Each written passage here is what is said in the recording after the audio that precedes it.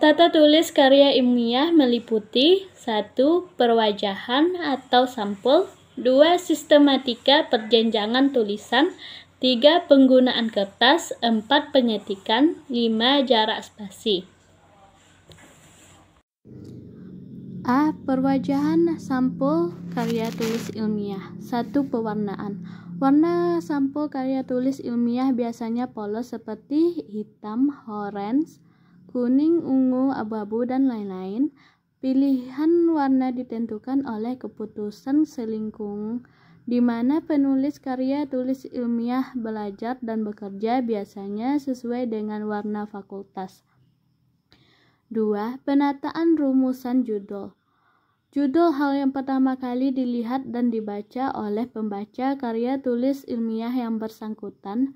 Judul berperan penting dalam menginformasikan tentang apa dan bagaimana sebuah karya ilmiah. 3. Penggunaan lambang. Lambang yang dipakai lambang fakultas dan universitas di tempat penulis karya ilmiah itu belajar. 4. Jenis huruf yang dipakai. Jenis huruf yang dipakai dalam penulisan karya ilmiah adalah Times New Roman dengan ukuran 14. 5. Susunan baris judul. Judul dari karya ilmiah terdiri dari 2 atau 3 baris. 6. Kelengkapan komponen sampul. Komponen sampul yaitu judul, jenis tulisan, identitas penulis, lambang lembaga, nama lembaga, nama kota, dan tahun. 7. Posisi pernyataan kata-kata frasa atau klausa yang di judul ditulis dalam bentuk lurus kanan penuh, lurus kiri penuh, atau seimbang di tengah. 8. Ketebalan tulisan. Tulisan pada sampul dicetak tebal. B. Sistematika perjenjangan tulisan. Bagian awal dan bagian akhir karya tulis ilmiah hanya dieksplisitkan dalam bentuk komponen sampul tulisan dan komponen daftar kepustakaan saja. Bagian tengah. Karya tulis ilmiah bagian tengah biasanya terdiri dari pendahuluan, kerangka teori metodologi penelitian, hasil penelitian dan pembahasan, dan penutup. Tata cara penulisan perjenjangan. Jenjang 1, topik tingkat 1, judul bab dilambangkan dengan angka Romawi. Jenjang 2, topik tingkat subbab dilambangkan dengan huruf kapital. Jenjang ketiga, bagian dari subbab atau cucu bab dilambangkan dengan angka Arab. Yang keempat, jenjang 4, topik dari cicit subbab dilambangkan dengan huruf kecil. Yang kelima, jenjang 5, topik tingkat period bab dilambangkan dengan angka Arab dalam kurung buka. Selanjutnya, yang keenam, topik tingkat anak period bab dilambangkan dengan huruf kecil dalam tanda kurung buka. Yang ketujuh, jenjang 7, topik cucu dari period bab dilambangkan dengan dalam 2 tanda kurung. Yang ke-8, jenjang 8, topik cicit dari period bab dengan huruf kecil dalam 2 tanda kurung. Penulisan topik, subbab, dan sub-sub topik yang lebih kecil. Perjenjangan uraian topik dilakukan dengan menggunakan sistem lurus penuh, setengah lurus, atau lekuk. C. Penggunaan kertas. Kertas yang biasa digunakan dalam penulisan karya tulis ilmiah yaitu kertas AVS dan kertas continuous form. Kertas AVS terdiri dari 2 ukuran, ukuran kuarto atau A4 dan ukuran folio. Biasanya, penulisan atau pengetikan atau bagian-bagian kertas yang dikosongkan diatur sebagai berikut. 1. Dikosongkan sejauh 4 cm dari bagian kiri kertas atau margin kiri. 2. Dikosongkan sejauh 2-3 cm dari bagian kanan kertas atau margin kanan.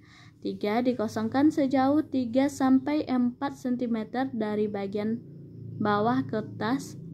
4. Dikosongkan sejauh 3 cm dari bagian bawah kertas. D. Pengetikan. Saat ini, mesin ketik yang dipakai untuk penulisan karya ilmiah menggunakan komputer atau laptop. Pengetikan karya ilmiah tidak sama dengan pengetikan karya non-ilmiah. Hal yang diperhatikan dalam pengetikan karya ilmiah: 1. Penggunaan jenis huruf. Jenis huruf yang dipakai adalah Times New Roman dengan ukuran 12 untuk sampul menggunakan ukuran 14 atau 16 dicetak tebal. 2. Penebalan ketikan. Dalam penulisan karya tulis ilmiah ada yang dicetak tebal dan ada yang tidak dicetak tebal.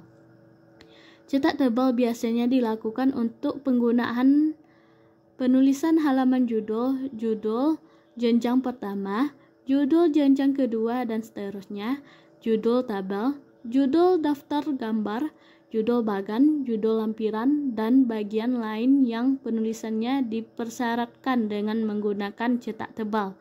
3. Pemiringan ketikan. Cetakan miring untuk tulisan yang menggunakan bahasa asing dan penulisan sesuatu yang dimaksudkan untuk penegasan. 4. Penggunaan halaman ketikan. Pengetikan hanya dilakukan pada halaman depan suatu kertas. Halaman selanjutnya harus dikosongkan. Pengetikan tidak boleh dilakukan timbal balik. 5. Pengetikan di awal jenjang. Setiap pengetikan di awal jenjang dilakukan di kertas berikutnya. 6. Pengetikan lampiran. Pengetikan masing-masing lampiran dimulai pada halaman yang baru. 7. Pengetikan ilustrasi. Pengetikan keterangan ilustrasi langsung dilakukan sebelum atau setelah keterangan tersebut. 8. Pengetikan petikan. Pengetikan ditujukan kepada petikan langsung. Kutipan pendek langsung diintegrasikan ke dalam paragraf yang memuat kutipan tersebut, sedangkan kutipan langsung panjang dibuat pada tempat khusus, yaitu dengan dijorokkan ke dalam sejauh 7 ketikan atau disejajarkan dengan penulisan awal paragraf. Jarak spasi. Jarak spasi antara satu baris dengan baris berikutnya atau subbagian dengan subbagian berikutnya sangat bervariasi tergantung kebijakan selingkungan pada lembaga tertentu di mana karya tulis ilmiah tersebut ditulis. Secara umum, jarak spasi 1. Jarak spasi antar baris pertama dengan baris kedua dan seterusnya pada bagian unsur yang terdapat di dalam sampul adalah 1 spasi. 2. Jarak spasi antara bagian pertama dengan bagian kedua dan bagian seterusnya pada pengetikan halaman persembahan diketik dengan 1 spasi. 3. Jarak spasi antara tulisan pernyataan dengan uraian atau penjelasannya ditulis 4 spasi. 4. Jarak antara tulisan pengesahan dengan uraian penjelasannya adalah 4 spasi. 5. Jarak spasi antar tulisan abstrak dengan uraian atau penjelasannya adalah 4 spasi. 6. Jarak spasi antara tulisan kata pengantar adalah 4 spasi. Jarak spasi antar baris pertama dan seterusnya pada kata pengantar adalah 1,5 spasi. 7. Jarak spasi antar ucapan terima kasih dengan uraian atau penjelasannya adalah 7 spasi. Sambungannya, jarak spasi antar tulisan daftar kepustakaan dengan uraian penjelasannya adalah 4 spasi. Jarak buku pertama dan seterusnya adalah 2 spasi. Jarak spasi baris pertama dengan baris kedua dan seterusnya pada kutipan langsung yang panjang adalah 1 spasi. Jarak spasi isi lempiran adalah 1,5 spasi.